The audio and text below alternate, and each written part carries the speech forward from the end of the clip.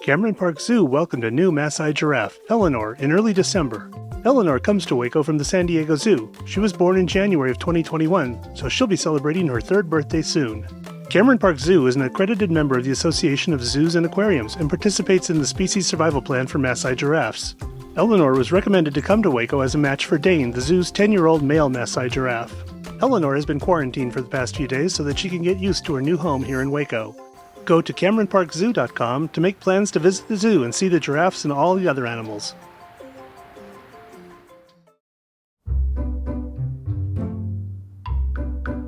The Doris Miller and Dewey Community Centers received some exciting outdoor upgrades. Waco Parks and Recreation crews installed new inclusive play equipment. The Movement Inclusive Play equipment was made possible through a Child Care Relief Fund grant. It's an electronic game powered by the user that disguises exercise as entertainment. After cranking up the charging wheel, participants can choose from a variety of gaming options that encourage healthy competition. Other upgrades include new pickleball courts and restriped basketball courts. Visit the Dewey Community Center at 925 North 9th Street or the Doris Miller Community Center at 1020 Elm Avenue.